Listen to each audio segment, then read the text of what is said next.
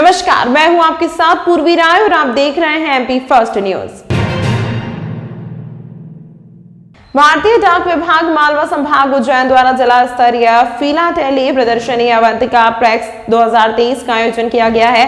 मंगलवार सुबह 12 बजे मालवा संभाग की Shrimati Preeti Agarwal, post master general Indore प्रवर अधीक्षक डाकघर श्री एस.के. ठाकरे की मुख्य अतिथि की उपस्थिति में प्रदर्शनी का शुभारंभ किया गया। इस मौके पर अधीक्षक डाकघर श्री एस.के. ठाकरे, अध्यक्ष प्रवर अधीक्षक द्वारा उपाधीक्षक डाकघर श्री कोमल सिंह पवार, निदेशक डॉक्टर सुधीर भाई गोयल, संरक्षक कृष्णानंद जी महाराज उपस्थित थे।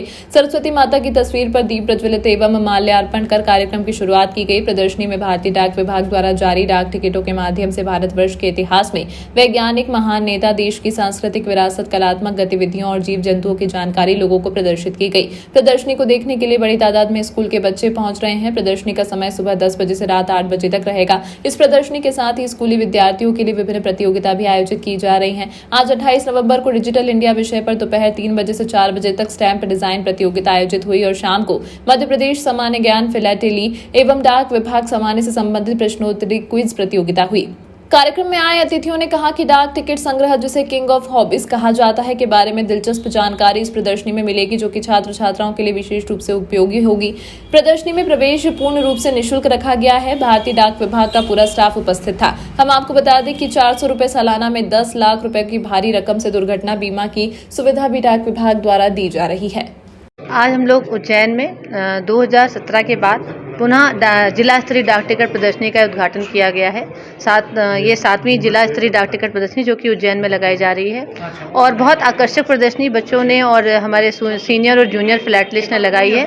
इसमें कॉम्पिटिटिव क्लास भी है और इनवाइटी क्लास भी है। जो हमारे सीनियर फिलाटलिस्ट हैं उन्होंने इनवाइटी क्लास में एग्जिबिट्स लगाए हैं। आप देखेंगे बहुत सुंदर डाक टिकट प्रदर्शनी है। कुल 100 फ्रेम में ये डाक टिकटों का संग्रह लगाया गया है, जिसमें ओलंपिक पे विशेष डाक टिकटों का संग्रह है और जितने भी अलग अलग विषयों पे डाक टिकट जारी किए गए हैं, चाहे वो विशेष पगड़ियों पे हो, देशी व्यंजन पे हो या क्रिकेट पे भी डाक टिकट का जो संग्रह है, महाकाल नगरी पे के ऊपर जारी किए गए डाक टिकट हैं और सिंहस्थ में जारी किए गए विशेष आवरण हैं, उन सभी का यहाँ संग्रह लगाया गया है, जिससे कि बच्चों को और बड़ों को भी अलग अलग विषय के बारे में डाक टिकटों के माध्यम से बहुत सारी जानकारी प्राप्त होगी। इस 2 दिवसीय प्रदर्शनी का जो यहाँ पे है प्रवेश निःशुल्क है और इसके दौरान बच्चों के अलग अलग आयोजन किए जाएंगे। स्टैम्प डिजाइन कंपटीशन का आयोजन किया जाएगा, साथ ही साथ क्विज कंपटीशन और निबंध प्रतियोगिता का आयोजन भी किया जाएगा। ये पूरे आयोजन सभी बच्चों को अलग अलग थीम पे आयोजित कराए जाएंगे और सभी फिलाटली से जुड़े रहेंगे। इस प्रदर्शनी के उद्घाटन समारोह में 4 विशेष आवरण जारी किए गए हैं, जिसमें से एक अंकित ग्राम सेवाधाम आश्रम पे विशेष आवरण जारी किया है, दूसरा हमने माँ बगलामुखी ट्रस्ट पे विशेष आवरण जारी किया है, साथ ही 2 विशेष आवरण हमने माँ हरसिद्धि का जो दीप स्तंभ है उस पे और एक भेरूगढ़ प्रिंट जो उज्जैन का आप जानते हैं बहुत बाटिक प्रिंट है, उस पे भी विशेष आवरण जारी किया है। हुंडई कार की छत पर बैठकर युवा खतरनाक स्टंट करने का सोशल मीडिया पर वीडियो वायरल हुआ है, जिसकी पुलिस जांच कर रही है। उज्जैन सोशल मीडिया पर एक वीडियो वायरल हो रहा है, जिसमें कुछ युवक कार की छत पर सवार होकर स्टंटबाजी करते हुए दिखाई दे रहे हैं। यह वीडियो इंदौर रोड स्थित मुनीनगर से नानाखेड़ा रोड का बताया जा रहा है। वीडियो सामने आने के बाद अब यातायात पुलिस कार चालक की तलाश में जुट गई है। सोमवार को इंस्टाग्राम के एक पेज पर कार में स्टंटबाजी करते हुए युवकों का वीडियो पोस्ट किया गया था। कार की छत पर 2 युवक बैठे हुए हैं, वहीं एक युवक कार का गेट खोलकर बाहर लटकता हुआ दिखाई दे रहा है। यह वीडियो नानाखेड़ा चौराहे की ओर जाते समय किसी वाहन चालक ने बनाया है। खतरनाक रूप से कार पर सवार होकर स्टंटबाजी करने वाले युवकों की शिकायत यातायात थाने पहुंच चुकी है। यातायात थाना प्रभारी ने बताया कि कार का नंबर इंदौर का सामने आया है। इसके आधार पर वाहन चालक को तलाशा जा रहा है। इस तरह की स्टंटबाजी बर्दाश्त नहीं की जाएगी। मीडिया पे एक वीडियो वायरल हो रहा है, जिसमें कुछ लड़के कार के ऊपर और साइड में बैठ के चिल्लाते हुए जा रहे हैं। इसकी जांच कराई जा रही है और वाहन को पकड़कर और जो भी उसका मालिक होगा और जिसने भी गाड़ी चलाने को दी है, जो भी ड्राइवर है, उसके खिलाफ वैधानिक कार्रवाई की जाएगी। बीती रात को हुई मौसम की पहली मावट फसलों के लिए राहत लेकर आई है। जिले भर में रात भर हुई बारिश ने खेती को तर कर दिया। इससे इलाके के किसानों को लाखों का फायदा हुआ है। मावठ की बारिश से किसानों के चेहरे खिले हुए हैं। किसानों की माने तो फसलों पर बारिश की बूंदें सोना बनकर बरसी हैं। ऐसे में बारिश से रबी की खेती को नया जीवन मिला है। खासकर गेहूं की फसल के साथ सरसों और आलू को भी बारिश से भारी राहत मिली है। जिले के किसान ने बताया कि पिछले 2-3 दिन से मौसम का मिजाज बदल रहा था। अचानक मौसम परिवर्तन से दिन के साथ रात भी ठंडक देखी जा रही थी। मौसम के परिवर्तन होने के कारण किसानों को गेहूं की फसल के पकने को लेकर करीब 2 से 3 बार पानी की जरूरत लगती है, लेकिन मौसम ने अचानक पलटी खाई, जिसके चलते शाम को बारिश की हल्की बूंदें पड़नी शुरू हो गई। रात होते बादल पूरे इलाके में खूब बरसे। मावठ की पहली बारिश होने से किसानों में खुशी का माहौल है। गेहूँ बो रखे हैं, लहसुन बो रखी और चने बो रखे और कुछ ने आलू बो रखे। तो कम पानी के लिए ये बारिश अभी हुई तो अच्छी है, अच्छे फायदा होने, अभी कोई नुकसान नहीं है कि भी अच्छी फसल आएगी। और क्या, पानी की बचत हो गई, इसलिए अच्छा है। अभी बारिश होने से फ़ायदा है। यही नहीं, अभी किसान के खुशी यही है, पानी गिर गया तो मौसम अच्छा है, बढ़िया है और फसल के लिए भी अभी गुणाकारी है ये बारिश। क्या फ़ायदा यही होगा, पानी बच जाए तो हो गई। और क्या नाम है आपका? कन्हैया लाल। कौन से गांव में खेती करते हैं? सोंडा तेवास। परंपरागत तरीके से लगता आ रहा कार्तिक का मेला इस बार पूर्णिमा पर नहीं लगा। प्रशासनिक अमला और झूला व्यापारियों के बीच तालमेल नहीं बन पाने और आचार संहिता के चलते कार्तिक मेला ग्राउंड वीरान दिखाई दिया। उज्जैन में कार्तिक का मेला नदी किनारे सदियों से लगता रहा है, लेकिन इस बार ऑनलाइन प्रक्रिया लागू करने से कहीं झूले व्यापारी इस बार टेंडर नहीं भर पा रहे हैं। यही कारण है कि इस बार पूर्णिमा पर नाहन तो हुआ, लेकिन मेला ग्राउंड सूना पड़ा रहा। अध्यक्ष अब्दुल अजीज जैदी ने जानकारी देते हुए बताया कि पुराने व्यापारियों को ऑफलाइन कर मेले में जगह दी जाए एवं नए व्यापारियों को ऑनलाइन कर जगह दी जाए। इस बात से हम सहमत हैं, पर 80 साल से मेले में लगा रहे दुकान व्यापारियों को भी ऑनलाइन जगह दी जाए तो हमारा विरोध जारी रहेगा। ऑनलाइन प्रक्रिया में 5 गुना पेज बढ़ा दिए गए हैं, जिसका असर मेले में घूमने वाले लोगों पर पड़ेगा। साथ ही ऑनलाइन टेंडर में कई आपराधिक किस्म के लोगों ने अपने परिवार के नाम पर टेंडर भर दिए हैं। यही कारण है कि जो परंपरागत तरीके से मेले में अपनी दुकान और झूले लगाते आ रहे हैं, लोगों को इस बार मेले से दूर रहना पड़ रहा है। मेले के व्यापारियों ने इस बार मेले का बहिष्कार कर दिया है, क्योंकि प्रशासनिक अमले और मेले के व्यापारियों के बीच तालमेल नहीं बन पा रहा है। फिलहाल मेले के व्यापारियों ने निगम कमिश्नर से चर्चा की बात कही है, उसके बाद ही पता चल सकेगा कि इस बार कार्तिक मेला लगेगा या मैदान ऐसे ही वीरान नजर आएगा। जो है कि निरंतर ऑनलाइन प्रतिक्रिया का विरोध कर रहा है। इसके लिए हमने निगम के सारे वरिष्ठ अधिकारियों, कर्मचारियों और जनप्रतिनिधि, महापौर है, सभापति हैं और निगम आयुक्त है, सबको आवेदन दिया और जिला कलेक्टर को आचार संहिता होने के बाद जिला कलेक्टर महोदय को भी दे दिया हमने आवेदन। एमपी जो है कि उससे पोस्ट से हमने राज्य निर्वाचन आयोग को भी शिकायत भेजी। हमारा सिर्फ ऑनलाइन प्रतिक्रिया का विरोध है।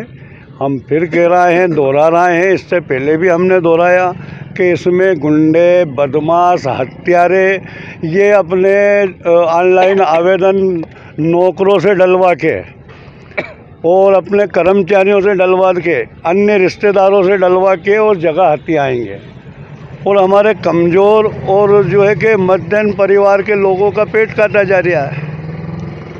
तो हम इसका विरोध कर रहे हैं। ऑनलाइन का ऑफलाइन कर दिया जाए। हमने फिर वो दोहराना है कि 10% बढ़ा दो और हमें बिठा लो, पुराने वालों को बिठा दो।